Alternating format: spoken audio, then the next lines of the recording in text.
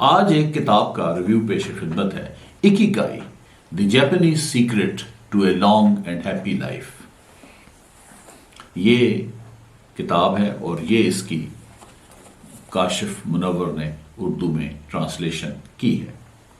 जो लोग लंबी उम्र और खुशी का राज जानना चाहते हैं वो ये रिव्यू जरूर देखें। ये जो किताब है ये दो ऑथर्स ने मिलकर लिखी है। एक का नाम है हेक्टर गार्शिया, ये स्पेन में पैदा हुए, ये सॉफ्टवेयर इंजीनियर थे और वॉइस रिकग्निशन सॉफ्टवेयर भी उन्होंने बनाया और स्विट्जरलैंड में ये काम करते रहे और उसके बाद ये जापान चले गए और पिछले 10-15 साल से ये जापान में हैं और उन्होंने एक बेस्ट सेलर बुक लिखी है, ए ग्रीक इन जापान। दूसरे हैं फ्रांसिस मिरेलिस, ये स्पेनिश राइटर हैं और इनका एक नावल जो था वो बहुत ज़्यादा मशहूर हुआ, लव इन लोअर केस। तो ये दो स्पेनिश लोग जो हैं उन्होंने ये किताब लिखी है और ये 2016 के अंदर ये शाया हुई और अब तक इसका 57 लैंग्वेजेस में ट्रांसलेशन हो चुकी है और 15 लाख कापियाँ इसकी जो हैं वो बिक चुकी हैं। ये इंटरनेशनल बेस्ट सेलर बुक है। ये किताब बहुत सारे टॉपिक जो है वो उसको कवर करती है। मसलन लोगोथेरेपी है कि अपना पर्पस ऑफ लाइफ का पता करना, मोरिटा थेरेपी है, 5 ब्लू जोन्स का भी जिक्र है और लॉन्जेविटी का जिक्र है, फ्लो का जिक्र है और हैप्पीनेस का है और ज्यादा जो इसका मेन टॉपिक है वो है आर्ट ऑफ लिविंग। ये दुनिया के अंदर सबसे ज्यादा जो औसत उम्र है वो जापान की है, जहां पे 85% मेल और 87.3 ईयर फीमेल की एज है। और जापान के अंदर जो सबसे ज्यादा उम्र है, औसत उम्र है, वो ओकिनावा स्टेट की है। ये ओकिनावा आइलैंड जो है साउथ ऑफ जापान में है। यहाँ पे 88 ईयर मेल की एज है और 90 ईयर फीमेल की एज है। याद रहे कि वर्ल्ड वॉर 2 में ओकिनावा में 2 लाख बंदे जो है उनकी डेथ हुई थी। इसके बावजूद वो इस वक्त सबसे ज्यादा उम्र वाले खित्ता बन चुका है और ब्लू जोन के अंदर वो टॉप पर है। 1 लाख में 25 अफराद जो हैं वो 100 या 100 से ज्यादा उम्र के हामिल है। और ओकिनावा के अंदर जो सबसे ज्यादा उम्र है वो एक टाउन की है जिसको ओगिमी कहते हैं। इसको विलेज ऑफ लॉन्जिविटी भी कहते हैं। यहां पे 100 बंदे सेंटेनेरियन है, यानी हर तीसवां आदमी जो है वो 100 साल की उसकी उम्र है। यहां जो है इस ओकिनावा आइलैंड के अंदर 90 साल वाले बंदे रोजाना काम करते हैं। 01 जो है ये 94 साल की उम्र में सुशी डिश तैयार करता है। इसी तरह यहाँ पे कैमिन हरीरा जो है उसने 89 साल की उम्र के अंदर उसने पहली कैनवस जो है वो पेंटिंग जो है वो सोल्ड की। अब वो 100 से ऊपर है। और जबकि 80 साल वाले बंदे जो हैं वो तो दौड़ते पड़ते हैं। दुनिया में सबसे ज्यादा लंबी, अच्छी और खुशहाल और खुशियों से भरी जिंदगी ओकिनावा के लोग जीते हैं। हेक्टर गार्शिया और फ्रांसिस मिरेलिस को ने इनकी लंबी जिंदगी और खुशी का राज जानने के लिए 1 साल तहकीक की। इस दौरान उन्होंने 100 अफराद के इंटरव्यू भी किए तो उन्हें पता चला कि उनकी जो लंबी जिंदगी है उसके पीछे एक राज है, इकिगाई। उन्होंने ये राज सारी दुनिया के सामने खोलकर रख दिया और एक किताब शाया कर दी और वो किताब हाथों हाथ बिकने लगी। इकिगाई क्या है? इकिगाई एक जापानी लफ्ज है। इकी का मतलब होता है लाइफ और गाई का मतलब है पर्पस, यानी पर्पस ऑफ लाइफ। इसको फ्रेंच फिलोसोफर जो है रज़न दिता कहते हैं, यानी रीजन ऑफ बीइंग। ये बहुत ही अहम एक टॉपिक है। जो इसकी इकिगाई की हिस्ट्री है ये बहुत ही पुराना और कदीम जो है वो तस्वर है। 1966 में ये कॉन्सेप्ट थोड़ा सा मशहूर हुआ था जब जापानीज साइकेट्रिस्ट मिको केमिया ने किताब लिखी on the meaning of life. चूंकि ये किताब इंग्लिश में ट्रांसलेशन इसकी नहीं हुई इसलिए ये कॉन्सेप्ट इतना ज़्यादा पॉपुलर नहीं हुआ। लेकिन 2016 में हेक्टर गार्शिया और फ्रांसिस मिरालिस ने स्पेनिश में किताब लिखी और उसका इंग्लिश में ट्रांसलेशन हुई और दूसरी लैंग्वेजेस में हुई। तो ये जो राज है दुनिया भर के अंदर जो है वो फैल गया और ये इकिगाई का कंसेप्ट दुनिया भर में मशहूर हो गया। हत्ता कि साइंटिस्ट जो हैं उन्होंने भी इसके ऊपर रिसर्च शुरू की। इसमें जो एक रिसर्च है वो ये बताती है कि जिन लोगों का इकिगाई होता है उनका जो फ्रंटल लोब है उसके ऊपर ये असरअंदाज होता है और पॉजिटिव इफेक्ट्स डालता है। और मल्टीपल रिसर्च ने ये बात बताई है कि जिन लोगों में इकिगाई नहीं होता वो कार्डियोवैस्कुलर डिजीज के ज्यादा शिकार होते हैं। इकिगाई क्या चीज है, इसको समझने के लिए हमें 4 सर्कल जो है वो देखने पड़ेंगे। ये इकिगाई का एक चार्ट है, इसमें ये 4 सर्कल है। अब इसमें ये सर्कल है कि व्हाट यू लव, कि आप किस काम से आप मोहब्बत करते हैं, और ये दूसरा सर्कल ये है कि what you are good at, कि आपको किस काम की महारत है। ये जो सर्कल है कि what you can be paid for, कि आपको माल क्या मिलेगा, माल और दौलत क्या मिलेगी। और ये सर्कल है व्हाट वर्ल्ड नीड, कि दुनिया की में मांग किस चीज की है। अगर किसी काम में आपको मोहब्बत है और उसमें आपकी महारत भी है तो ये आपका पैशन है। अगर किसी काम में महारत है और उसका माल भी आपको मिल रहा है तो ये प्रोफेशन है। अगर किसी काम में माल भी मिल रहा है और उसकी मांग भी है तो ये वोकेशन है। अगर किसी काम से आप मोहब्बत है और आप मांग भी है उसकी है तो ये मिशन है। तो ये जो डायग्राम है, ये जब चारों सर्कल जहां पे मिलते हैं तो वो बन जाता है इकिगाई, यानी मकसद क्या है और मुसरत का जरिया बन जाता है। ये डायग्राम जो है ये एक एंटरप्रेन्योर मार्क विन ने बनाई थी और बिजनेसमैन लोगों के लिए बनाई है। जबकि जो इसका रियल कॉन्सेप्ट है वो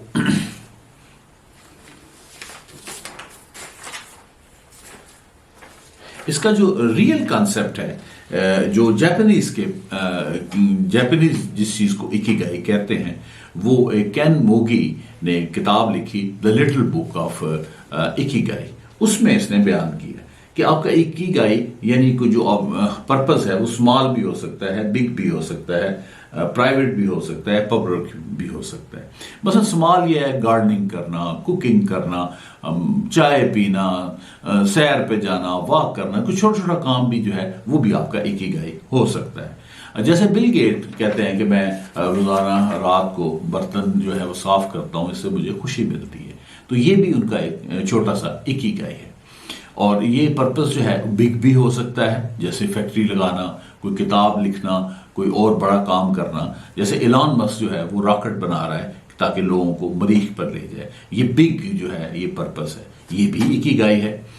तो इकिगाई जो है ये पब्लिक भी हो सकता है, जैसे फिलैंथ्रोपिस्ट हैं दस्तारी दी या मदर टेरेसा, तो यानी जिसमें पब्लिक के साथ आपका इंटरेक्शन होता है। और आपका इकिगाई जो है वो प्राइवेट भी हो सकता है, कोई पेंटिंग अगर बैठे अलहदगी में कर रहे हैं, पोइट्री कर रहे हैं, तो ये भी इकिगाई हो सकता है। केन मोगी कहता है कि जो पैशन है आपका, जो वो भी इकिगाई हो सकता है, आपका मिशन भी इकिगाई हो सकता है, प्रोफेशन भी इकिगाई हो सकता है, और वोकेशन भी जो है ये इकिगाई हो सकता है।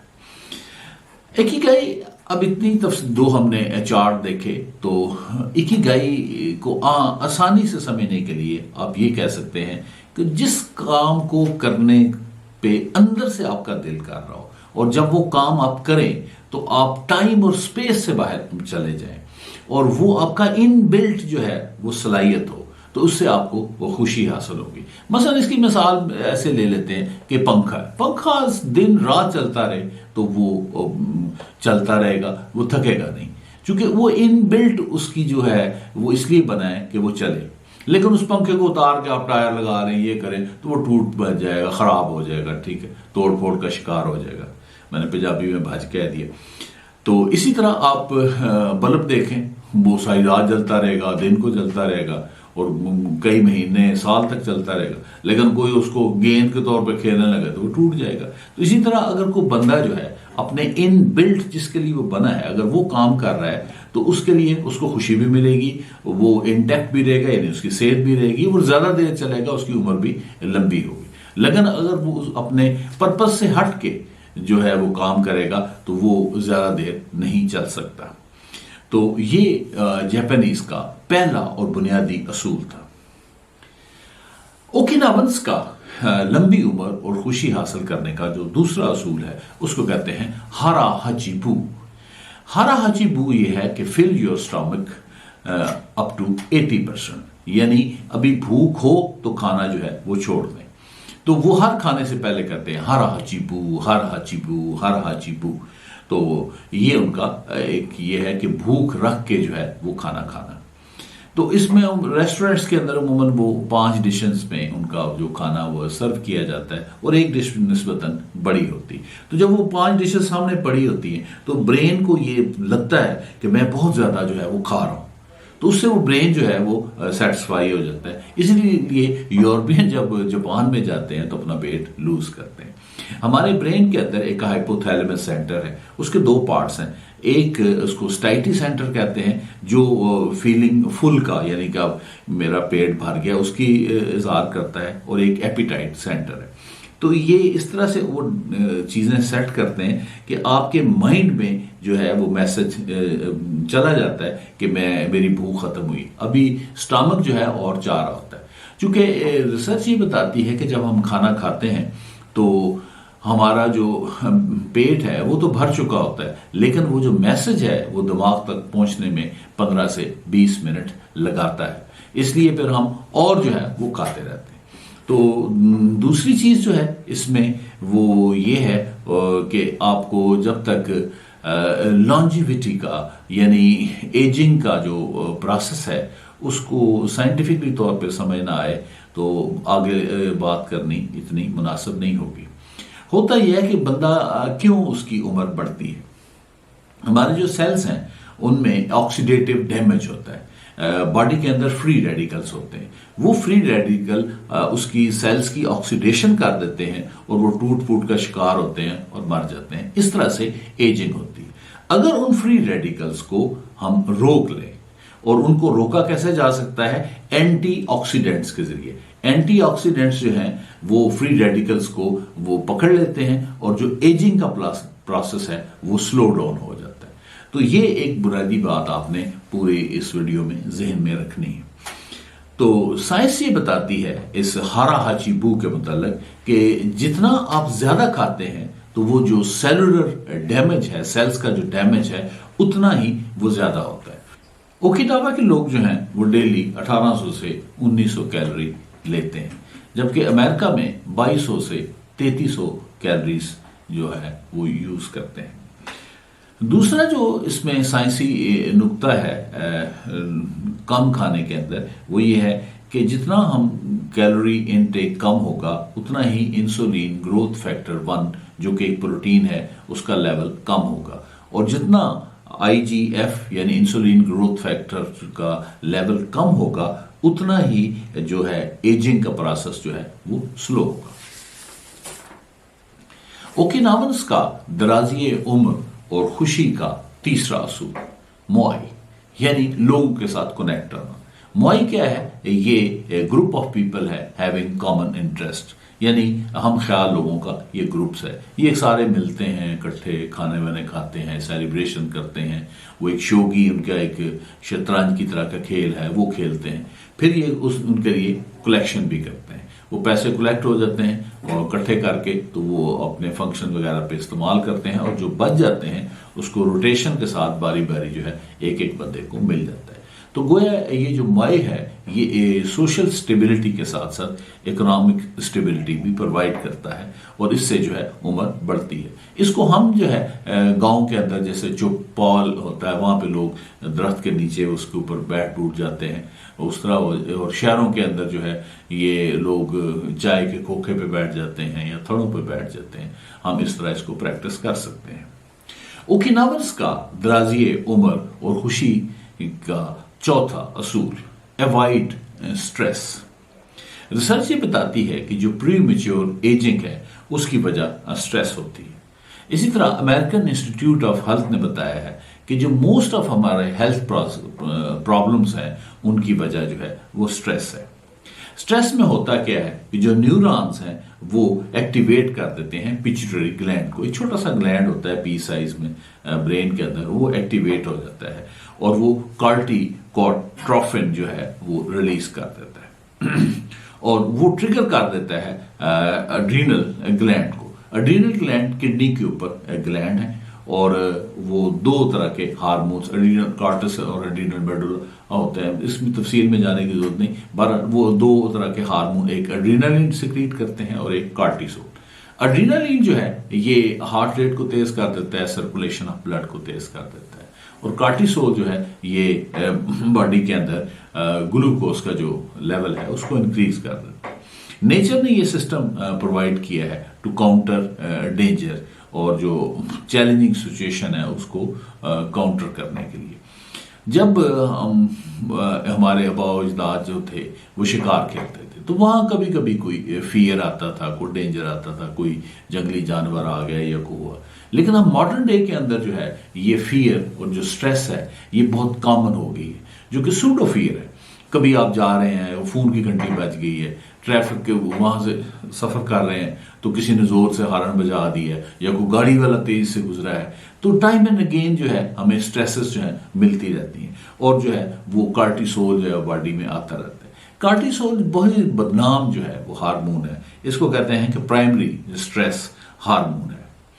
अब एक और रिसर्च का जिक्र कर लेते हैं कि हाइडेलबर्ग यूनिवर्सिटी के अंदर एक नौजवान जो है डॉक्टर, वो जॉब के लिए इंटरव्यू के लिए आया, तो उन्होंने उसको कॉम्प्लेक्स मैथमेटिकल प्रॉब्लम्स सॉल्व करने के लिए दिए। आधा घंटा जब उसने सॉल्व किए तो उसके बाद उसका ब्लड का सैंपल लिया और उसमें देखा तो उसके अंदर जो था एंटीबॉडीज ने स्ट्रेस के खिलाफ ऐसे ही एक्ट किया था जैसे पैथोजन के खिलाफ करते हैं। गोया कि स्ट्रेस जो है ये भी एक तरह का कोरोना वायरस है और इम्यून रिस्पांस जो है वो एक्टिवेट हो गया।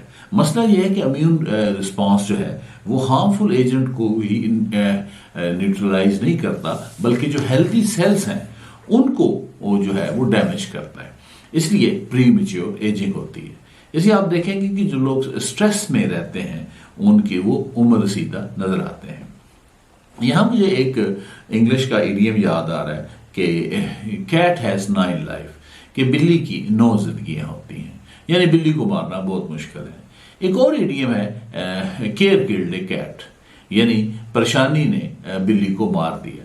तो यानी अगर दोनों को मिला के हम पढ़ें तो उसका मतलब यह है कि बिल्ली जिसको मारना सख्त मुश्किल है लेकिन परेशानी ने उसको भी मार दिया। तो ओकिनावन जो है इस स्ट्रेस को दूर करने के लिए बहुत सारी प्रैक्टिसेस करते हैं। एक तो ये है कि उनमें एक दूसरे से लव बहुत ज़्यादा करते हैं, नेचर के साथ रहते हैं और अपने काम जो है करते रहते हैं। और एक और वो प्रैक्टिस करते हैं माइंडफुलनेस की, यानी फोकस ऑन वन्स सेल्फ, यानी अपनी बॉडी के ऊपर वो फोकस करते हैं। इस तरह हियर एंड नो में वो जो है जीना सीख जाते हैं। याद रहे कि जो स्ट्रेस है इसका ताल्लुक जो है ये माजी के साथ होता है कि फलां को वाकया याद आ गया, फलां ने ये बात कर दी थी, या इसका मुस्तकबिल के साथ होता है कि कल को फलां कोई मेरे साथ ये नहीं हो जाएगा, ये नहीं हो जाएगा। तो जब पावर ऑफ नो की जब बात होती है, अब नो में जब रहना शुरू करते हैं तो स्ट्रेस ऑटोमेटिकली कम हो जाती है। ओकिनावंस का लंबी उम्र और खुशी का 5वां असूल, टेक प्रॉपर स्लीप। रिसर्च ने बताया है कि जो सोना है ये बहुत ही ज्यादा अच्छा एंटी एजिंग टूल है। जब हम सोते हैं तो हमारे जिस्म में एक हार्मोन मेलाटोनिन पैदा हो जाता है। हमारे दिमाग के अंदर एक पिनियल ग्लैंड होता है बिल्कुल सेंटर के अंदर, इसको थर्ड आई भी कहते हैं। ये सेरोटोनिन जो एक न्यूरोट्रांसमीटर है उससे मेलाटोनिन को बनाता है। आजकल मेलाटोनिन के ऊपर बहुत रिसर्च हो रही है और इसके बहुत सारे फायदे बयान किए जाते हैं। मेलाटोनिन जो है ये एक पावरफुल एंटीऑक्सीडेंट है। ये जब ज्यादा लंबी उम्र के का एक जमानत जो है वो फराहम करता है और ये बहुत सारी बीमारियां मसलन कैंसर, अल्जाइमर, ऑस्टियोप्रोसिस, ऑस्टियो को कहते हैं बोन प्रोसेस का मतलब टूटना, जिसमें हड्डियों शड्डियों के जो मसले मसाइल हैं, और हार्ट डिजीज वगैरह से बचाता है।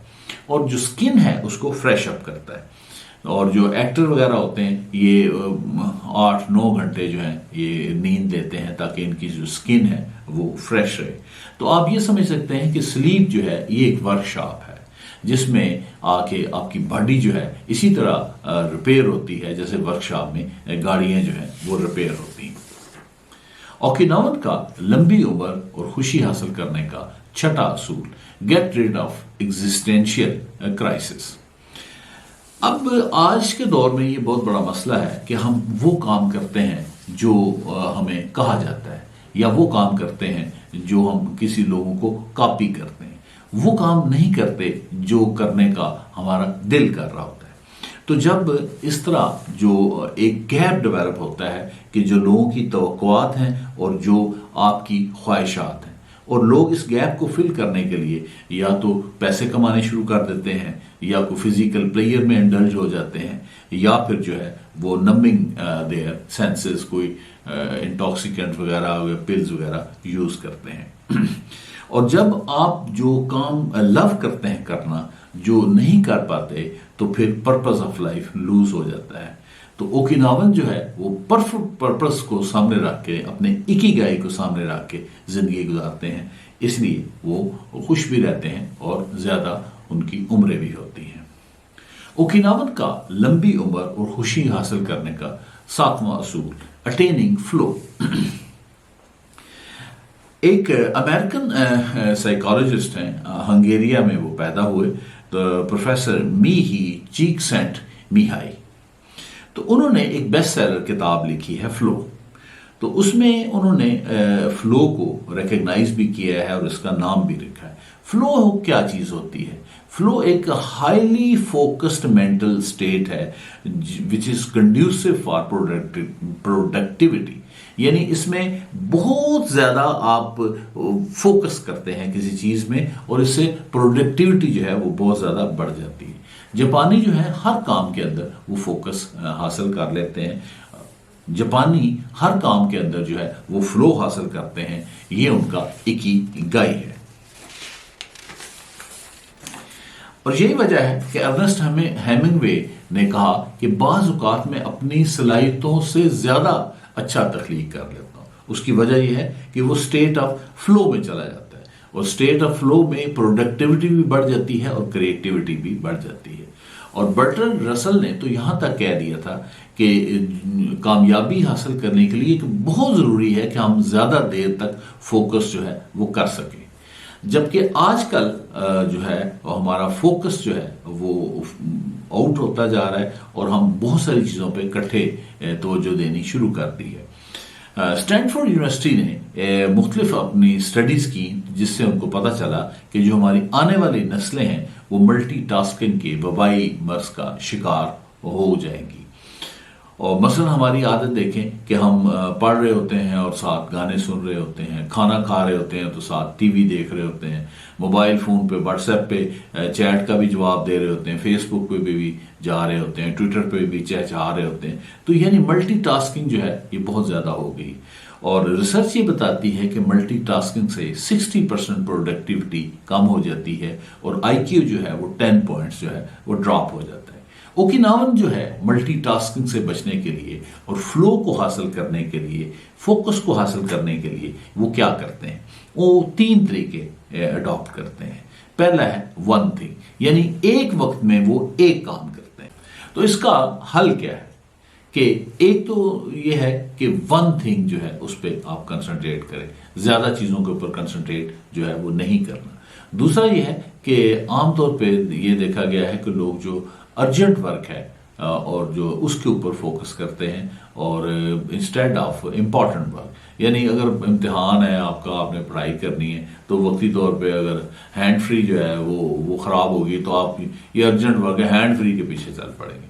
तो वो कहते हैं कि ज़्यादा कोशिश करें कि जो इम्पॉर्टेंट चीज़ है उसके ऊपर आपका फोकस हो इंस्टेड ऑफ जो अर्जेंट वर्क है। और जो तीसरा वो उनका तरीका है वो ये है पोमोडोरो टेक्निक के 25 मिनट काम और 5 मिनट आराम।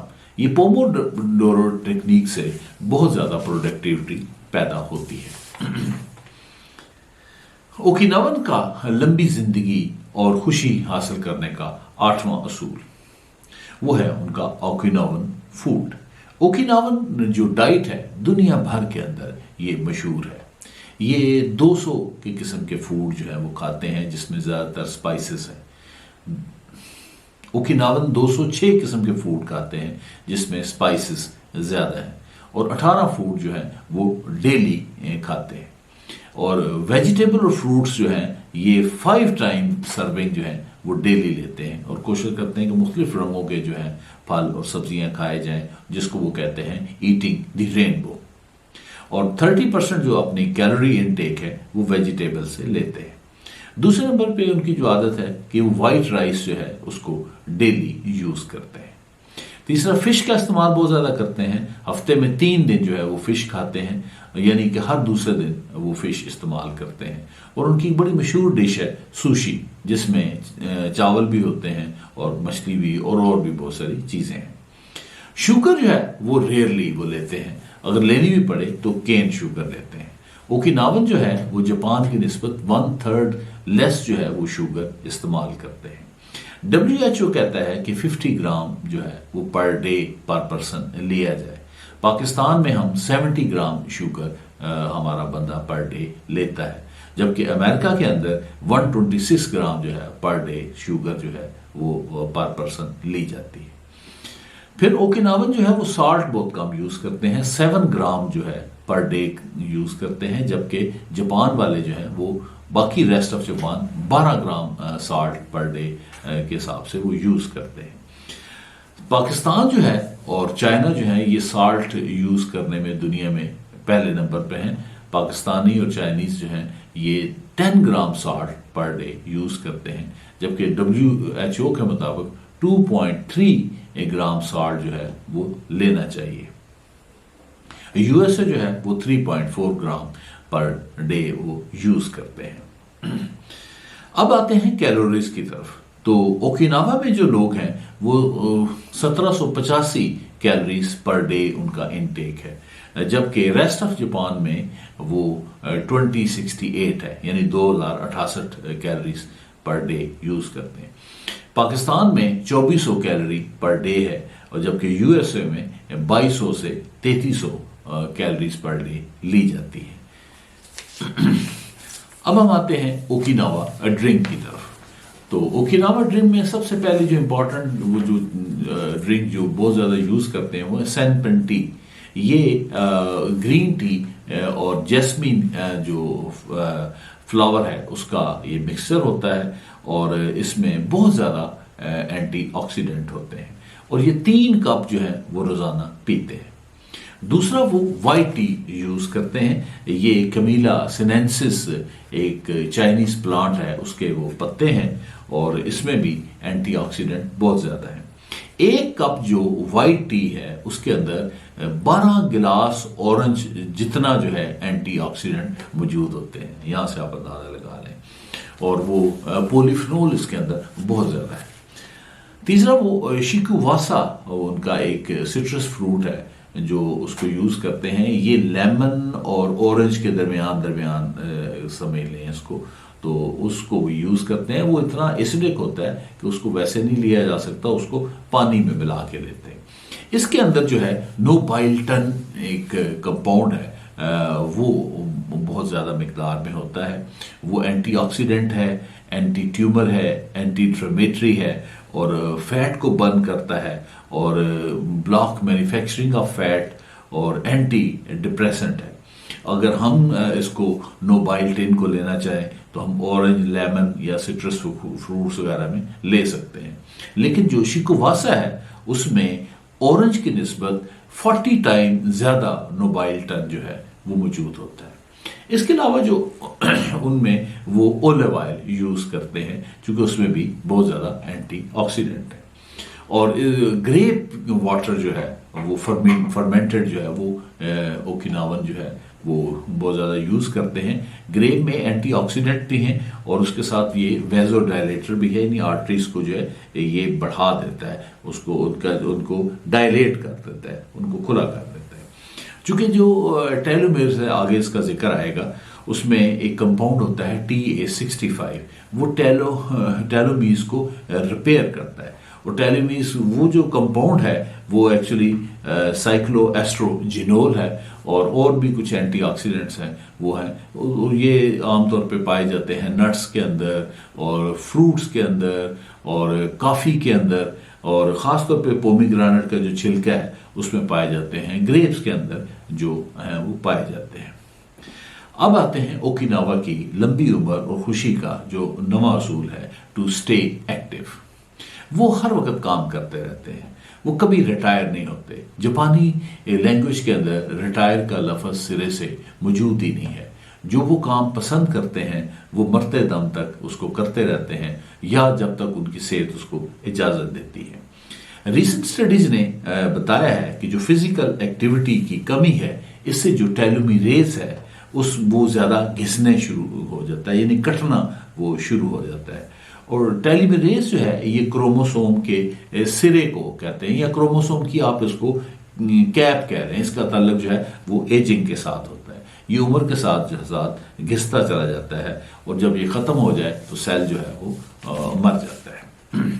तो अब तो टेलोमीर्स की जो रिपेयर है उसकी लेंथनिंग को, जैसे मैंने पहले बताया है, TA65 जो है उसकी लेंथ को बढ़ा देता है। और अब मौजूदा रिसर्च ये बताती है कि 1000 न्यूक्लियोटाइड जो है वो बढ़ सकते हैं, और TA65 के जरिए साइक्लोएस्ट्रोजिनोल और दूसरे एंटीऑक्सीडेंट्स के जरिए।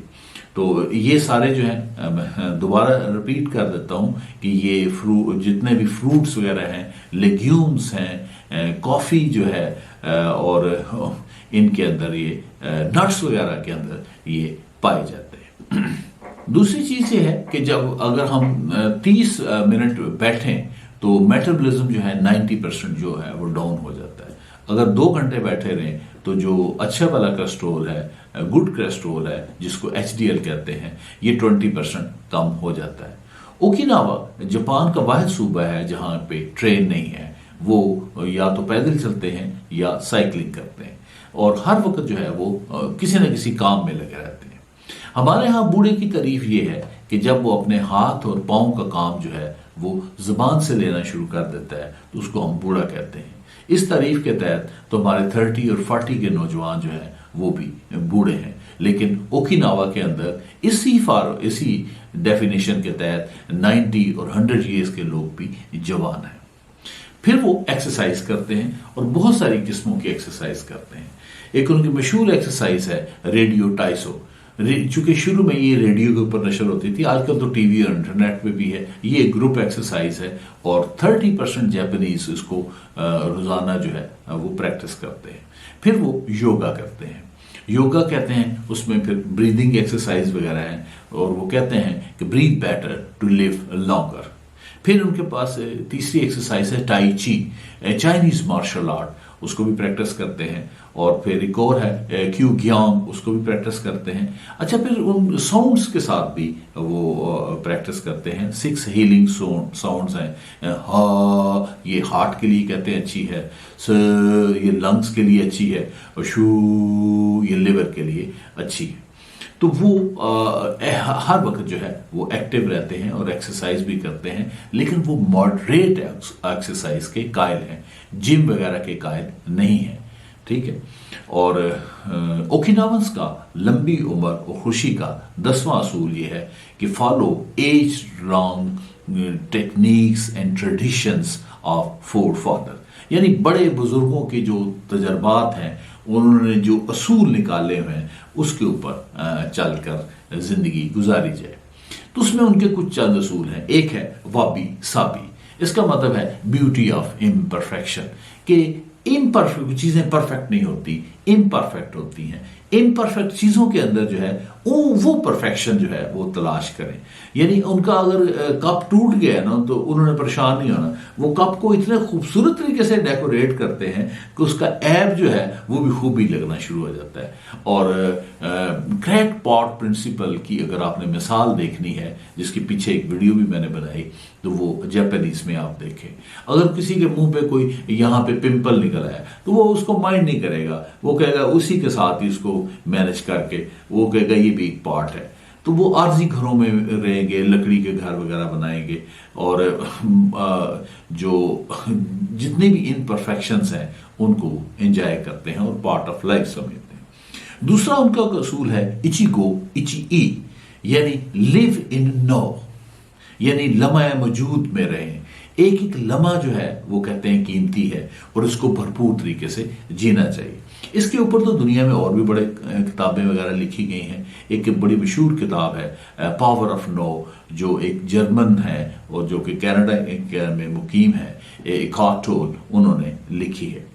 और एक किताब है द प्रेजेंट, वो स्पेंसर जॉनसन ने वो लिखी है।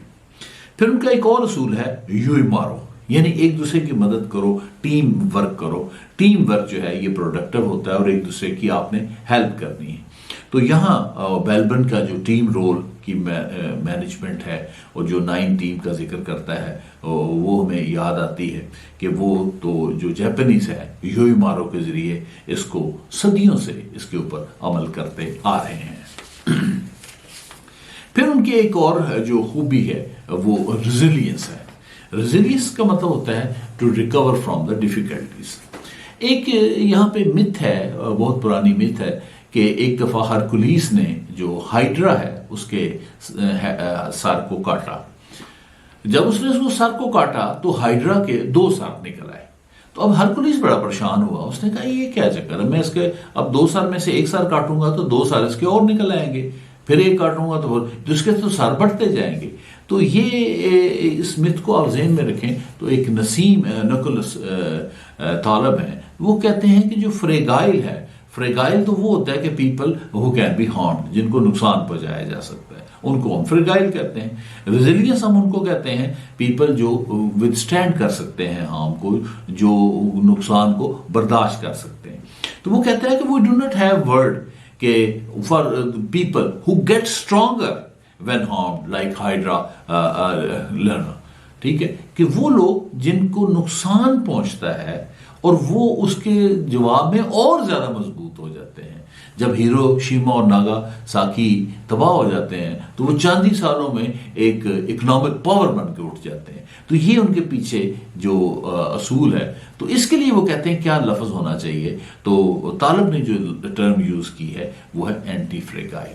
तो ओकिनावन के लिए और जापानीज के लिए हम जो टर्म इस्तेमाल करेंगे वो है एंटी फ्रेगाइल।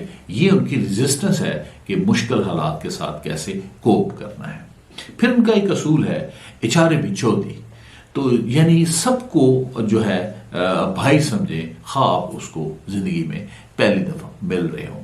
इसकी जो अपोजिट टर्म है उसको जीनोफोबिया कहते हैं। और हमारे एक करीब में मुल्क हैं जिनके बारे में मशहूर है कि वो बहुत जीनोफोबिक हैं और उनकी एवरेज लाइफ भी दुनिया में गालबन लोएस्ट पे है। तो यानी उनके अंदर ये भाईचारे का और ये मोहब्बत का जो है ये बहुत ज़्यादा रवाज है। फिर उनकी एक और एज बड़ी पुरानी है एक प्रैक्टिस है, उसको कहते हैं काइजन। काइजन का मतलब है, काई का मतलब है चेंज, जेन का मतलब है बेटर, यानी चेंज फॉर द बेटर, यानी कंटिन्यूसली जो है आप इंप्रूवमेंट करते जाए। ये वर्ल्ड वॉर 2 के बाद उन्होंने इसको स्टार्ट किया था। तो उसके लिए वो करते क्या हैं कि आप डेली कोई भी जो काम कर रहे हैं उसको 1% मजीद जो है वो बेहतर बनाएं और इस तरह से आहिस्ता आहिस्ता प्रोग्रेस करते जाएं। तो काइजन की जो बेहतरीन मिसाल दुनिया में दी जाती है वो टोयोटा कंपनी की है, जो बिल्कुल उसने स्क्रैच से शुरू किया और वर्ल्ड मार्केट जो है उसने उसको कैप्चर कर लिया। तो इसके ऊपर एक रॉबर्ट मोरर ने एक किताब भी लिखी है, one small step can change your life. ये काइजन के ऊपर ही है और उसमें बहुत सारी उसने मिसालें दी हैं। फिर उनका एक और असूल है गन ब्रू, डूइंग वंस बेस्ट, जिसको हम उसके अंदर ग्रीक के अंदर रिस्टॉस कहते हैं, दी बेस्ट, यानी गिवन सर्कमस्टांसेस के अंदर अपना बेस्ट जो है वो देना और जो मुश्किल हालात हैं उसमें अपना बेस्ट जो है वो चीज़ प्रोवाइड करना और उनको विदस्टैंड करना मुश्किल हालात को फर्मली। यानी कि आप उर्दू में इसको कहें तो आप ये कह सकते हैं कि भाई डटे रहो और बढ़ते रहो।